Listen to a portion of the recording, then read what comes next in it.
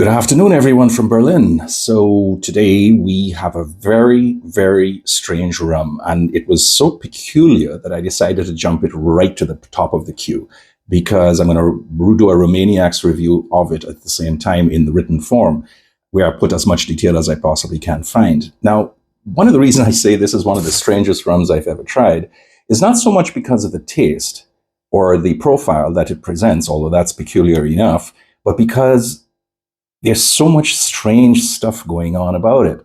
For example, the name of the rum, right, is the Distillerie de la Meuse, Rhum Saint Lucie des Antilles, distilled in 1941. That's really a really good point to start out. Now, the problem I have with that to begin with is that in 1941, there was a war going on. And I'm really quite it's really quite peculiar to know about a distillery that I've never heard about called Distillerie de la Meuse, which I could not find anything about. And I thought it might be some long defunct distillery from Martinique, perhaps that closed, in the wave of consolidation after the post-war years. We'll get to that in a second. But the other thing that I find really peculiar about it is the bottle cap. Now, I don't know if you can see that, and maybe the camera will get it, but it actually says bottled in Israel. So given that it was distilled in 1941, what was it doing getting from wherever it was made to Israel in the first place? And as if that wasn't peculiar enough, you don't see it now, but there was a tax stamp on it. Italy, 1968. It's like, what? It's just like, what's going on here? And I bought it at an auction some years ago, and just to add a few extra countries into the mix, it was resting in Denmark for the last 4 or 5 years. I bought it just before COVID at an auction, and it wasn't very much. That's one of the reasons that I got it, because, 1941, wow. The auction listing didn't have any information on it.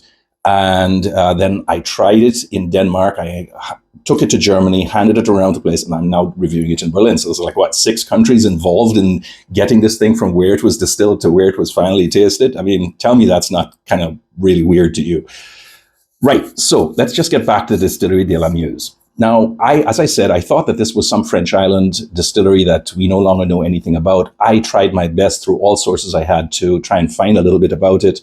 Couldn't really get anywhere with it until I talked to Matt Petrick and a few other guys, and they kind of pointed me to a distillery of that name that existed in Verdun in northeast France.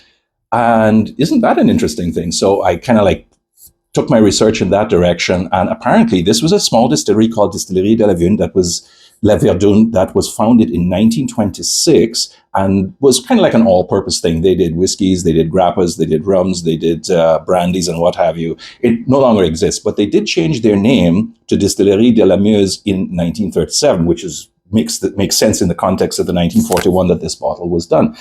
The question then arises is, how old is it? Well, if it was distilled in 1941, if we can trust the label, and there's, as if that wasn't bad enough, there is some other peculiarities on the label.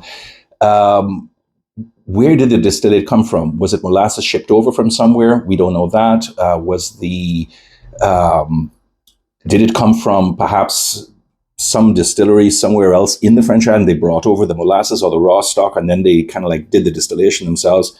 There's just no way to know. There's just too little information available here. So let's just assume for a second that it was actually done in France. It was distilled there and it was bottled. How it got to Israel post 1948, I have no way of knowing. There literally isn't anything there. It's just an interesting little factoid. The other thing about the label that I want to mention is that there's no strength on it, no ABV. And I unfortunately don't have my hydrometer here, so I couldn't test it out. But I did share it out to a number of individuals, and we did try it in a number of different places, both in the Rum Depot and then south of Germany, where I spent some time with my good friend Marco Freyer, who used to be a rum blogger from Barrel Aged Mind and Barrel Aged Thoughts. And of course, he's the guy, if you remember him at all, who produced the seminal work on the Demerara distilleries. He's still down there doing research like you wouldn't believe. And he and I tried it with a number of other rums, and I'll get to that tasting set in a second because it's important that I mention this. Right, so when you smell it, it's got a kind of a dusty note to the aromas, And it has that sense of age about it that is more sense than actually felt. But it starts off really light, and that's kind of a problem for me in the sense that it immediately says that this thing is like a standard proof rum or lower. And of course, at the time, the regulations were a little bit more, flexible, shall we say. You do get some prunes and dark fruits. There is a little bit of yogurt. There's a little bit of salt, not much. It is actually quite sweet, even to smell when it finally opens up. Now, it really does take the time to open up over perhaps 15 to 20 minutes. And this is now the fourth time I'm trying it. I'm getting exactly the same notes as I had before. It is very light in spite of those darker fruity notes and so on. It's when you taste it that you start to get some idea of what actually is going on here. If you tried this first thing in the morning, before your palate got a chance to get distorted by everything you've eaten and drunk and had during the course of the day, you'd say this is actually quite nice. It's got a dark fruity side to it. Again, raspberries, plums, prunes, that kind of thing. There's a little bit of white pears and guavas. There's a tiny amount of salt.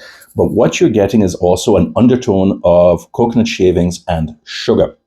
The real question then is, and there's no way of answering it, unfortunately, is it adulterated or not? I think it is. Now, one way I do that is to basically just dip my hands in it and do like that. If it starts to get that soapy, slick, sweetish thing, then you know that there's something more than just rum inside the glass. Now, when Marco Freire and I tried to test this with a hydrometer, this is one of these manual bob in the test tube kind of things, not the electronic one I have back in Canada. It came out, I swear this is true, 15%. And we said, this can't be right. This is like, what? And we tried it against a whole bunch of other rums, and we calibrated the hydrometer. Yeah, the hydrometer was absolutely right on 59%, 60%, 45% rum. So again, nothing there. So what we did is we brought out a whole bunch of rums we knew from Jamaica and Barbados that were unadulterated and were absolutely pure. And we tested that again. And then we tried this again. And that's when we realized, yeah, it's in the comparison that you start to understand that this thing actually has been sweetened. How much we don't know. Now, all of us who work on hydrometer tests use Johnny Drea's massive table that says, okay, if your hydrometer tests this and the actual reported strength is that, and this is the grams per liter of sugar in it. We can't do that here because we don't know what the bottle strength is. There's simply no way to do it. I think 15% is a little bit too low. There's something wrong with that because this thing does actually have a slight alcohol bite, but you do actually, after a while in the comparisons, understand where the sugar is coming from. Unfortunately, with a rum that is, closing in on 80 years or plus, has been floating around, there's simply no information available in it, so I can't tell you anything more about it than I already have.